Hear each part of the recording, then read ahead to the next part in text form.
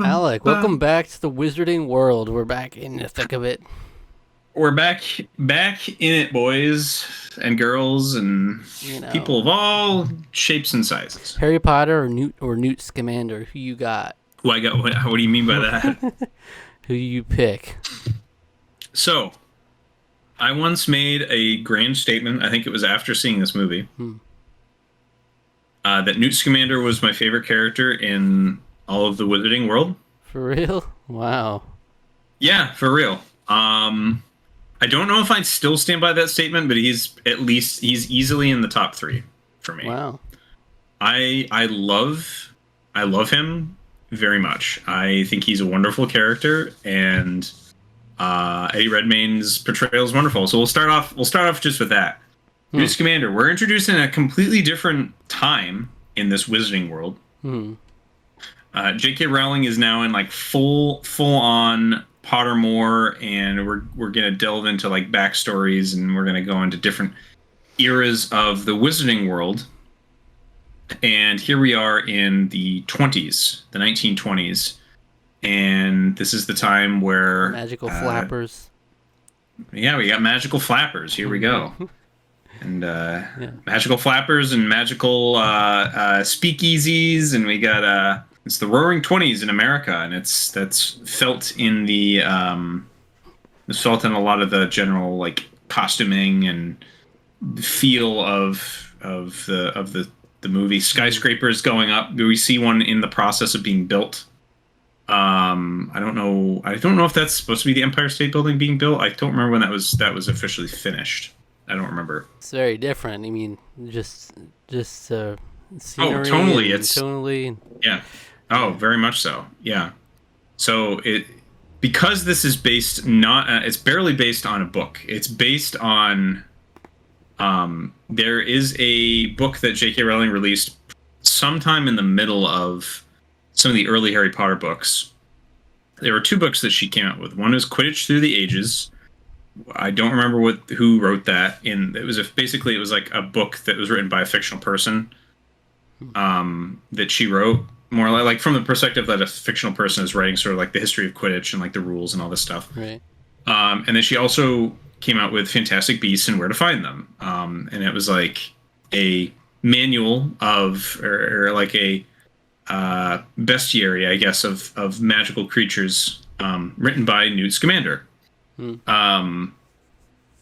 So this movie is kind of about some of his adventures that he got caught up in, and as you sort of find out through the course of the movie, he's been going around and doing all kinds of stuff like this to try to rescue different magical creatures, because at this point in time, they're not nearly as understood and they're feared. Some people kill them, chain them, use them for sport, use them for other particular things, and he's sort of a zoologist, basically. He wants to people to sort of come to more of an understanding. No one's written a book of this sort about them. People don't seem to know anything about them, really, other than that they're bad. So he wants to study them, and that's like his thing. He's kind of an unusual fellow. So this movie sort of is detailing him getting caught up in different things going on in America while he's attempting to release something that he had captured or had found in, I don't remember where he said, in Europe or somewhere, Africa, I don't remember, but he had found something that really belonged in its natural habitat, was out in Arizona in the United States. So he's on a quest to try to get to save that, as you sort of find out through the course of the movie. But he gets caught up in the rumblings of distrust and anti-magical sentiment in the States at the time, and sort of is very different tonally from the type of stuff that we saw from the wizards in hiding, from muggles and stuff in Britain in the Harry Potter films. So it's interesting seeing sort of this different kind of perspective in a different time as well. So anyway, Magical Congress. that's just kind of yes, Macusa, the magical yeah, something Congress of the United States of America. Yeah. Hmm. I remember seeing that.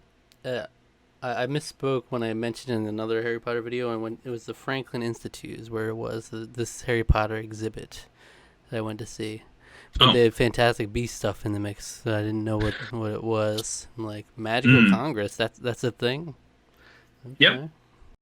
Yeah. So you get a whole little smattering of, and J.K. Rowling's written extensively in Pottermore about like a lot of this stuff because the history of magical people, we don't need to go into all the details, but the history of magic in America is very like the Salem witch trials come into like a legitimate like aspect of it. So there's like very much a persecution of magical peoples. So that's more why they went into hiding more than I don't remember the entire history of like why Britain is in hiding so much of them. But so there's a lot of like American history itself is like really tied into some of the um like why things are the way they are in America in the world of Harry Potter. So, or sorry, the Wizarding World. We can say the world of Harry Potter, the Wizarding World, same six one half to the other, if you ask me. But When are we going to hear about the yeah. Eastern Wizarding World? Well, just you wait. Oh. They might come in. That might come into play in one of the later movies. Yeah. Not as much as I would like, but yes, those do come into play a little bit. She has written about those too. I don't necessarily know how much, but I don't remember how much. But did you see this movie? So you had never like seen this movie before? Just out of curiosity. Oh, okay. First time seeing. Well, what'd you think about it, Zach? I thought it was pretty good. Yeah. I wasn't in love with it. I feel like I prefer probably all the Harry Potter movies to this still. Yeah. But I think it's pretty good, I would say. Yeah, there's watching it again, there's something that's like, especially having just watched all the Harry Potter movies, there's like, this feels best as it's standalone. Like, it feels kind of unusual the fact that we're talking about that there's more movies after this, because this feels like it ends on a pretty fantastic, like, it feels like it has just a really good story that's told as a whole. I don't necessarily know if we needed more, but there's obviously little threads that they kind of left at the end to sort of tease that there's more to come. Originally there was 5 movies planned. Now there's only 3 that we get. We probably will never see the other 2. Maybe down the line, who knows? But yeah, I kind of like, it just feels like it's missing something, and I can't really like put my finger on it. Right. Well, but I really like it still, though. I'm with you that I think, I don't necessarily know if I would say I prefer every Harry Potter movie to this one, but because I probably not Goblet of Fire. I would rather watch this one over Goblet of Fire. Everybody knows. Everybody knows. Everybody knows. Could forget. But who could forget? I mean, the highlights for me, I do like Newt Scamander. I didn't expect him to be your favorite of all the characters. He's one of my favorite. Well, of all the Wizarding Worlds together, yes, he's not definitively my favorite anymore. Jacob Kowalski is also very much a highlight. That's a highlight for me. Kowalski. He's probably, yeah. I would say he's wonderful. I think that, to me, him being here in this movie, I think, is sort of what saves it. It's what grounds the movie. I feel like without him, it would be kind of, I almost feel like it would be like, it would feel too out there, I think, in terms of like, what are we doing here type of thing. Whereas with him having sort of grounding the setting a little bit more, having a fish out of water really helps keep the story from kind of going off the rails and whatever it happens. Because we do obviously have other prominent no-mages, as they're called in America. We have people with the Salem Preservation Society, whatever it's called, the New Salem whatever. It's basically the anti wizardry people, the persecution, the antis, I guess you could say, are very prominent figures in the film. Kind of seemingly like it feels sort of weird that we keep focusing on them so much, kind of until the end of the movie where it's like, oh, okay, this all makes sense now. Right. But is it bad that I found Tina to be annoying for a lot of it? no, I don't think so. She is a little like strange. It's funny because Queenie is the one who's can read minds. She's a legilimens, so she can't even turn it off. And she's like very much the like, oh, I'm like the flapper, the very flirtatious and sort of very flirtatious, like like sexual kind of. It's like she's way more interesting than her sister.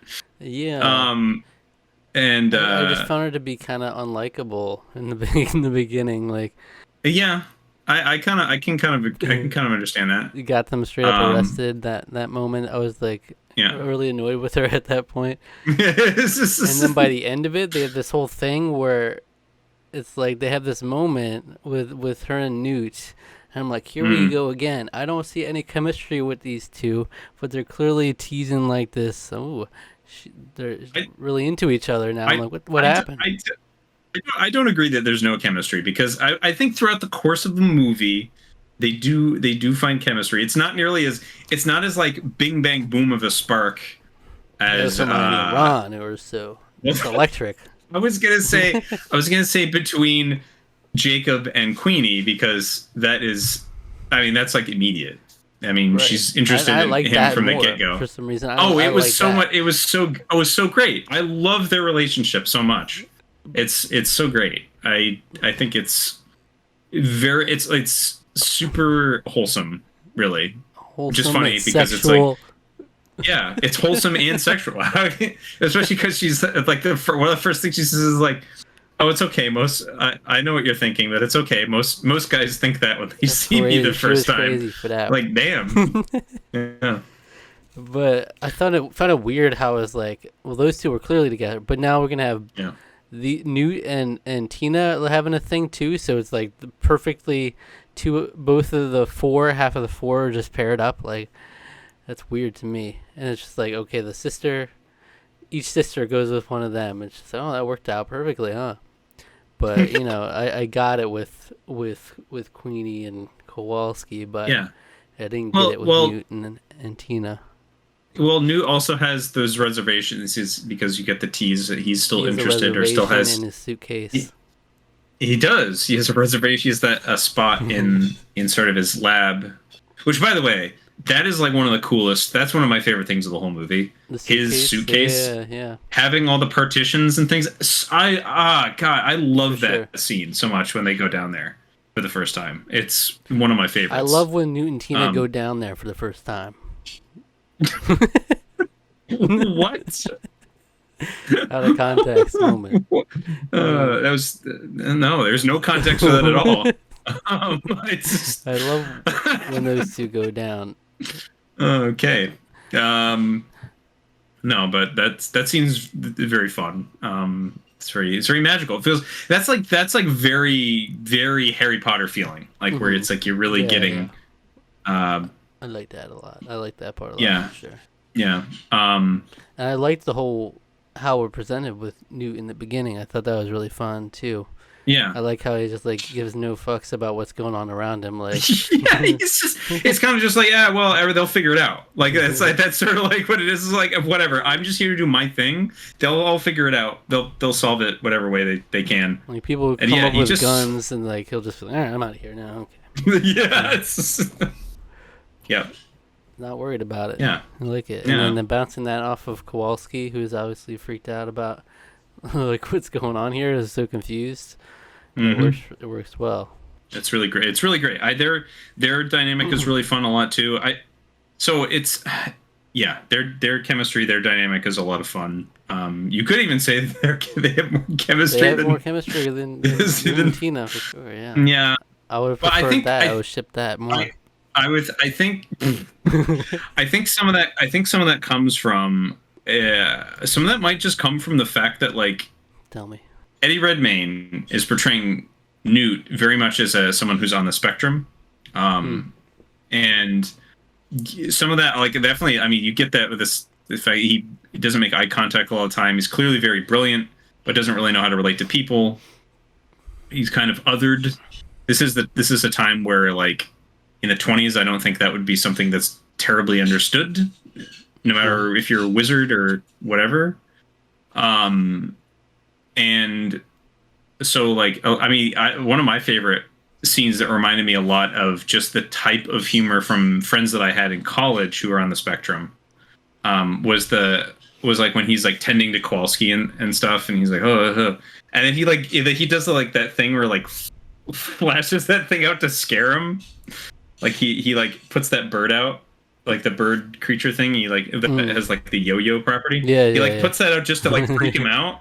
And then brings it back, and then clearly is just like laughing to himself. And I'm like, he just did that for himself.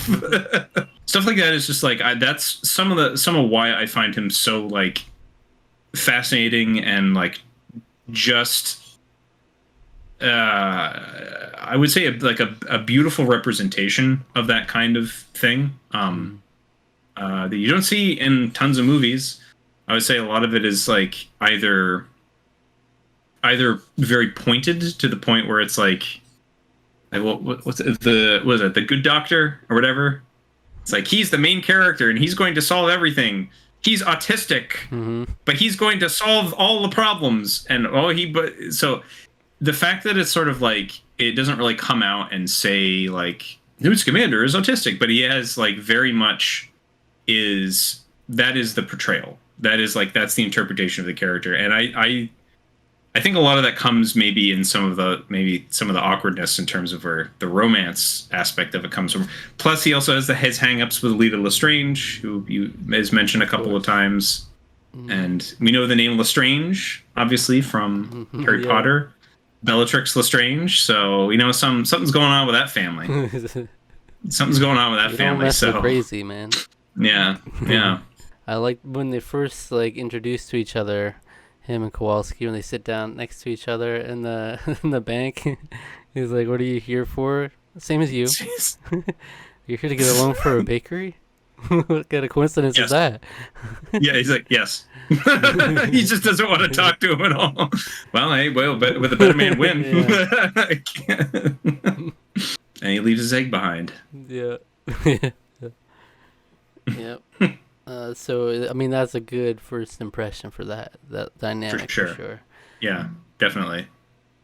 Then he just fucks up some shit sometimes. He fucked up that whole house, like Kowalski, like when he swapped the case, and then Kowalski opens it and just fucks up the whole house. It's like his poor apartment. He doesn't really have that anymore. Yeah, like that happens. How about the scene? Everyone's favorite scene. Everyone loves this scene. Is the scene where they have to get the big fat thing who's in currently breeding season, so they have to try to attract the female to back into the chamber into the suitcase, where we have Newt Scamander awkwardly goofily doing making noises and dancing around. Oh, I thought you were going to talk about the scene where we got another song that mentioned hippogriffs in it. The speakeasy song. Yeah, another one. She talked about unicorns and stuff in that. Yeah. That one at least felt like less cringe. It was still a little bit because it was like I'm talking about magic. Yeah, it's very much like that, but which I don't. It's still kind of stupid, but like it felt era appropriate, I guess. I guess so. But it really landed on thick with we only sing. We gotta sing. We're magical, so we gotta sing about magical stuff. I mean. Yeah, that's right. Yeah, hippogriffs and unicorns. Hippogriffs and unicorns. That's all we know. Oh, and that little girl was singing a song about witches. Witches, a horrible song about. Yeah, a horrible song about like killing and hanging witches. Yeah, it's great. Really laying the groundwork for that. That's what was her name? Bone something. Of course. Mrs. Bone something. I don't know. I don't Bone-worthy? remember. I don't know. Something like that. Well, Credence. So we have Credence, Chastity, and I don't remember the other. Whoever the fuck. Modesty, I think it was. Oh yeah. Those are the three, her three adopted children who she abused and beat. So it's like you hate her the whole movie, basically. I don't And really. she gets killed by the. Yeah, he should get killed I was by. gonna say, and then she get killed, and you're like, well, couldn't have happened to a nicer lady. Yeah, right. Yeah, yeah. When she got killed, I was like, oh, maybe it's not so bad after all. Is it just like Yeah, it targets the people who deserve it? yeah.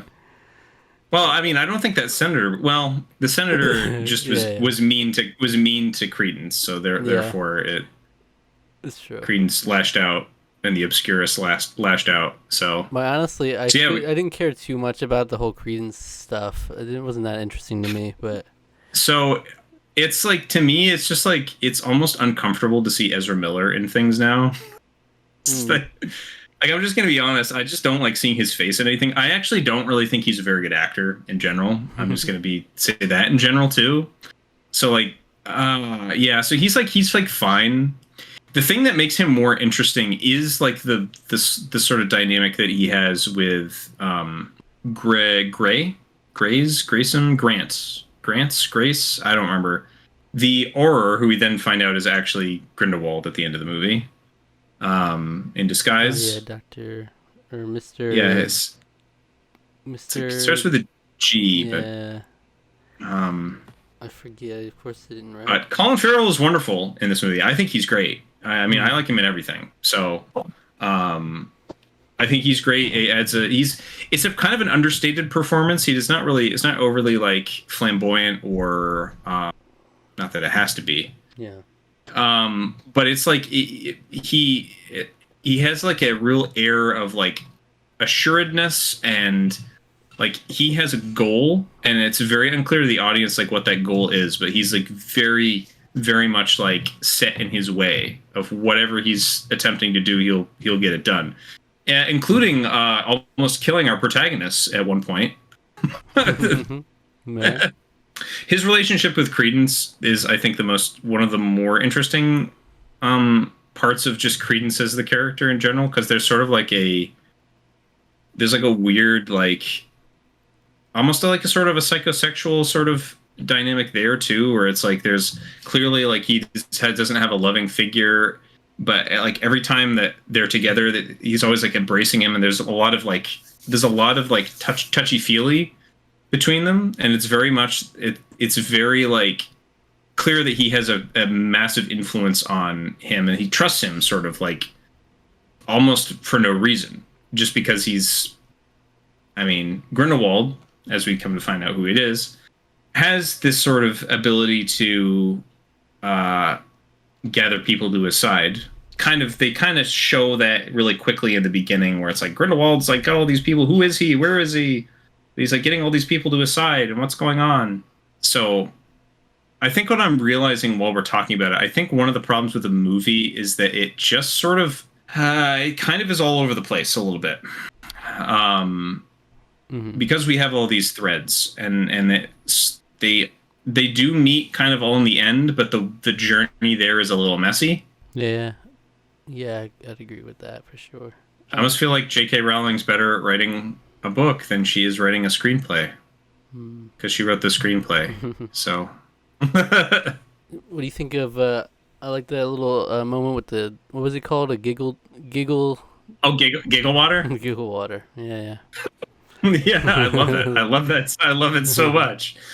Yeah, I think that's the thing that I like. One of the things I like the most about this movie is just like that, just continuing to flesh the world out, right? So we have stuff going on in America. Like, what's America up to? They clearly have a different relationship with no mages, muggles. They have a different relationship with house elves.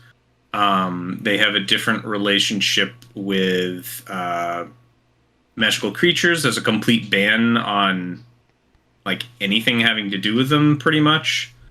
And then you get like the seedy underbelly stuff. So we have like a goblin who may or may not have had a wand. I wasn't sure. He had like a holster that almost looked like, because he's clearly like supposed to be like a gangster. So he had like a hip Real holster. mafioso type. Yeah, kind of. I loved him a lot. I love Mr. how his like Narlac. fingers. Yeah, his fingers were like bent back. I really liked his design a lot. So we get like all that kind of dynamics. Yeah, I wasn't sure because goblins in Harry Potter, at the turn of the century, there's a goblin rebellion that goes on, and so goblins are basically outlawed from being able to use wands because at that point in time, I think they were stealing wands from wizards and using them to. There was an uprising, basically, and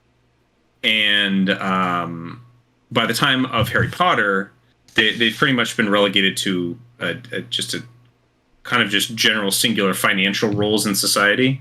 So that's why when Griphook I think Griphook gets a wand, gets Harry's wand. He gets a wand at some point in that, where it's like that's kind of a big deal because it's like, oh, goblins, all the wand and everything. So anyway, I don't know if Narlac had one or not, but that's a whole other thing. But then all the magical creatures, of course, too. We get the little the Niffler. I love him. He's a little cutie. He's a little cutie. He's a little rascal. Yeah. That stuff was all great. I mean, I made a note as I was watching. I was like, I really like all the magical creatures and the magical stuff, but the plot I don't really care for too much. Yeah, that's the part that's weird, right? Because it's like I think this movie in particular, jury's out. I won't try not to spoil as much about the second two movies. I think this movie is the most successful. I will say this is the most successful at tying the general theme, Fantastic Beasts and Where to Find Them, tying the general theme of what Newt Scamander is trying to do, and like his relationship with creatures and things like that. Particularly with the whole everything about he knows what an obscurus is and he's familiar with obscurials, that sort of thing. That tying into the general through plot of Grindelwald basically trying to use and find and use an obscurus for his own gain. Because I guess apparently he saw a prophecy or something. There was a prophecy that he saw that he was given where that would happen. I wish there was like more time spent on that because it's a little vague in terms of like how does he know there is one, but how does he not know that it's credence? How can he not figure that out? It's like that kind of stuff is very like, how did he not figure that out? Like that's like sort of my thing. It was a little vague. To me, it was like it might have been more useful, like maybe in the prologue, having like Grindelwald, like because we see in the prologue is essentially like Grindelwald kills like a bunch of people, like just completely obliterates them, like they're just wiped off the face of the existence. Maybe it would have been nice to have it be like him going on a journey to get to like talk to a seer and then have like a prophecy foretold or something, and that would have been probably like a better through plot, I think, for his sort of journey. But then that would have spoiled something. Maybe you could have had him in disguise having a prophecy done. Then you can kind of keep up the guise of maybe it's this Auror is really the bad guy when it was really Grindelwald the whole time. I don't know. I felt like there was that kind of through threads didn't really land as well as it could have. Well, basically everything else was really strong. Everything with Newt and all the magical creature stuff was a lot of fun and was good. I really liked that a lot. So and Queenie. Yeah, she's great. You slay me. You slay. And then the spell Obliviate is at the center of a lot of stuff in this movie. It's very prevalent. Mm-hmm. Even to the very end where they obliviate everyone. Yeah. I didn't know that was something that could happen. Now they're really expanding how spells can be done. They had the whole creature basically dropping the whole spell on everybody. Yeah. That creature has like it's almost like it creates storms that cause people to forget, I guess. Mm-hmm. I love by the way, I love the design of that thing. it's very there's a very strong through thread of like in a lot of the like Ilvermorny stuff, which is the magical school of of America. There's a lot of like Native American like iconography and imagery used in that. Like that creature feels very much like something that you would see like depicted in a lot of Native American art, and uh, that's one of the things that I thought was really cool. Especially it's from out in Arizona. It's from I don't remember what tribes are usually out in the out west. Mm. I'm more familiar with the eastern tribes. That's where I live, so I don't remember all the federation lines and things like that. I don't remember, but that feels very. It felt very like that. Did feel very like that's America, like Native American. Like that did feel very appropriate in that regard. So I thought that was pretty cool as well. But yeah, that thing kind of just obliviate a whole city population. And they had the whole Pretty moment good. with Jacob Kowalski at the end there. Very, very dramatic moment. He had to walk out into the rain, but got the kiss there at the end. Mm. I was like, I was the whole time. I was surprised they didn't kiss earlier. They almost seemed like they were gonna kiss Yeah. within the first 5 minutes of seeing each other. And It's I was just- like, he's not gonna get one kiss out of this. He's like, yeah, what in the he world? did, and it was you know it was at the movie moment. It was at the perfect movie moment. You know, Yeah, where yeah. it's like they had to have to say goodbye. So, but I love the fact that like Obliviate clearly didn't work perfectly. It's It was where it was like with Jake, where it was like, Mr. Kowalski, where do you get your ideas? Yeah, I don't know. Yeah, they just come to me. He's like making all these creations from like all the creatures that he had seen. We've definitely. I wish I could think of some examples, but I've definitely seen this in a lot of like these kinds of like mind wipe things where it's like, oh, there's still traces there. Or they still kind of remember. The mind is complicated. I mean, you have to be right. Isn't there? Because there was a thing where it's like I'm particularly good at mind altering charms, or you know whatever. Lockhart is really good at that stuff, and Hermione had to like learn to be good at them. So because the mind's complicated, right? So it's maybe if you're wiping some things, you can't. Some memories, particularly of something that's you instead of erasing something, you're like smudging it and Yeah. scooching it off to the side a little bit. yeah. You know. Well, particularly something like that, like it was clearly like that's like a pivotal moment in his life, like a huge thing where it's like all of a sudden he's realizing that there's this whole other world, and he gets to experience it like firsthand. It's not just like one moment. It's just like he goes through like a whole couple of days going around with these people. So that doesn't seem like that's and it was nice seeing him go through that. Like you could see he was really getting something out of the experience. Yeah. Something wholesome about it. And I like at the end how Newt, dropped off that suitcase for him, so you could have something to what's the word for the bank? Oh, I know what you're talking about. Collateral. Collateral. That's the word. Yes, collateral. It's the collateral he needed. Yeah. Yes.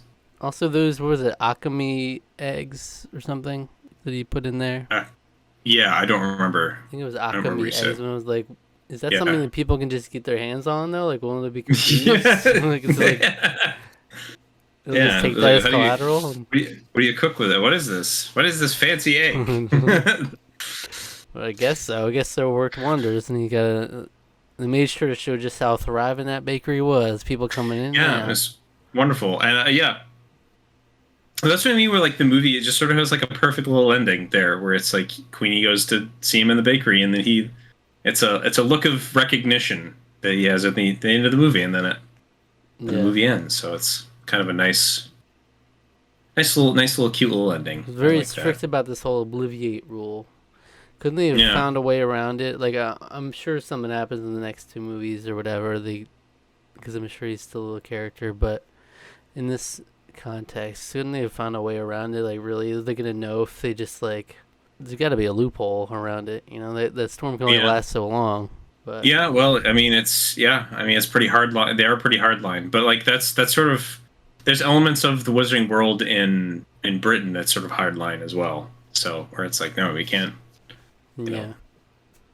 But a lot of that is like, we see that through the no, I don't know what that was. All of a sudden, there was just like a huge like.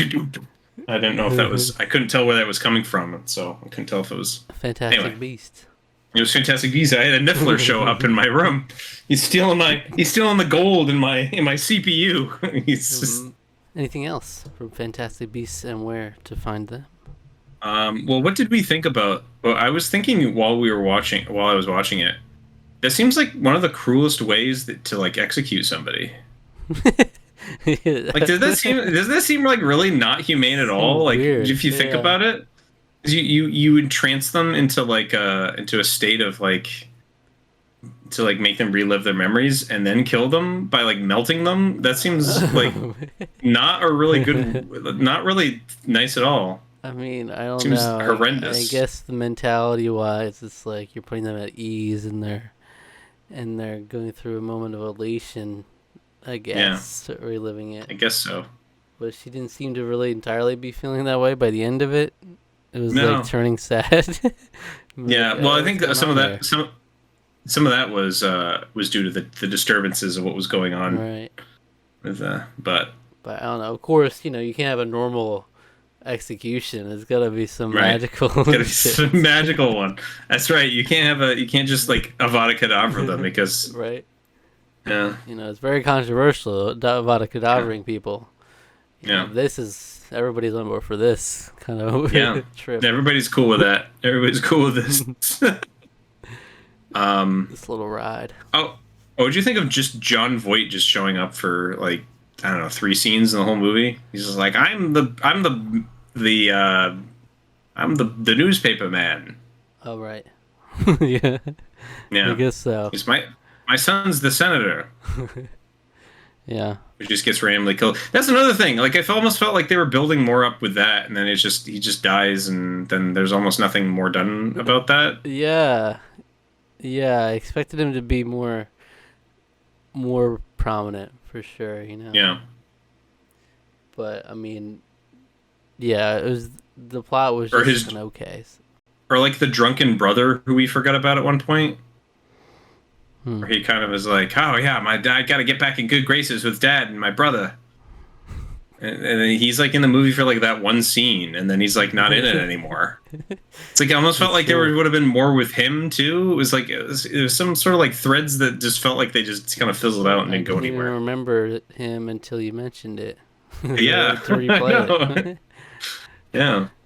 Yeah, it's not as tight as I would have liked for especially such a unique different tone change and scenery change, but I still do really like this movie a lot. It tugs at my heartstrings. It really gets me. I like the little I like love stories, it's fine to have a little bit of love but thrown in there. Not Newt and Tina love. Here we go. It was cute. It was sweet. It was a sweet little start of something, Oh boy, we'll see. We'll see. We'll see. They're gonna be making out by the end of the second one, but I'm in for it. Okay. All right. So, what score do we give Fantastic Beasts and where to find them? I think I give this an 8. I don't think it's nearly as strong as a lot of the other a lot of the Harry Potter films, but I do like the movie quite a lot, despite I think its flaws and its weaknesses. It's a good start to it's like a good first movie of a new franchise, but I almost or a new exploration of the franchise. But I almost felt like this could have been just one film and it would have been okay. So yeah, I don't know enough to know that, but yeah, I think I did hear that. I don't know if this is true, but I feel like I've heard that people.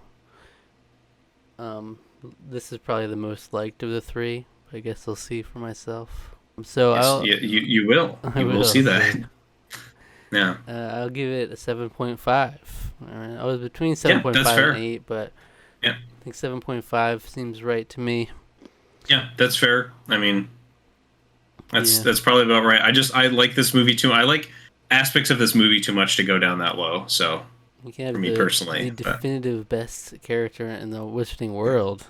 And I love Newt Scamander. I really do. I think he's a wonderful character. he's So a great guy. Can't knock the guy. Yeah. But it's the Tarqaron score is 7.75. Yeah. That's still a Tarqaron score of approval as far as I see it. Yeah, it's still pretty good, I would say. But it just doesn't compare to Goblet of Fire, and that's on God. But what did our score end up being in Goblet of Fire? I don't remember. I think I gave it a 7. It's probably around that. I think I gave it a 7. I don't remember. 8.5, so we got a 7.75 there probably. Yeah. It was probably something like that. I honestly don't remember, but because that's probably the lowest. I'm sure. Yeah, that has to be the lowest of the Harry Potters. So yeah, right there with it. Yep. But not bad. Not bad. But if we go down from here, then maybe we'll be. Well, we'll just have to see. Just have to wait and find out. Yeah. All right. Oh, another thing. I like the music a lot in this movie. It's very different, and I think that James Newton Howard, great composer, and I think he did a really nice job with Scamander Howard. With Newt Scamander, yeah. Newt Scamander Howard. And then we see Johnny Depp right at the end. Yeah. You know, can't believe it's hard to watch after what he did to Amber Heard. Oh my God. Brought a tear to my eye. Brought a tear to my eye. It's just. No, we stand, and it's sad, but we stand Johnny Depp. I mean, I don't know about you. I stand Johnny Depp. I don't think he's not a particularly great person, but well, he's a fine person. I mean, he's like, he's fine. I mean, I don't know him personally. He has other uses for throat that don't include injury. That's for one. At least he didn't take a dump in someone else's bed. That's all I have to say. Yeah, at least he didn't throw a bottle at her finger. There's a lot of things at least he didn't do. At least he didn't. At least he didn't do that. At least he didn't. But it's sad. I mean, I don't know how the movies go exactly, but from what I heard, he kind of lost out on his role in the third movie. So I don't know. Yes, that does ultimately happen. Yeah. So during filming of that was when they began filming the third movie, and then that the decision of that court case where he was suing the newspaper, The Sun, I think, for libel, right. and he lost, which is bullshit, by the way. Libel cases are just I don't even know how you win those, to be perfectly honest. And then Warner Brothers was like, yeah, we don't really want to have anything to do with you now that because of all this controversy. So it's so fucked up. And so I hate that. Yeah, and it was so he lost out on that, and then they went with someone else who will wait to find out who it is. They recast the role, yes. Boy. They had to. He's such a significant character. He's so central to the role of these movies. What happens in the next movie is called The Crimes of Grindelwald. So I knew that much, but I didn't know what happens in the third one at all. So I don't know if they just kind of phased him out or what. But that's fair. But no, they did not. No.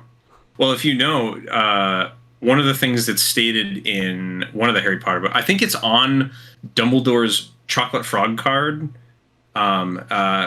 Responsible for the defeat of Grindelwald in 1945. Do you remember what happened in 1945 in the world history? Yeah. Yes, I do.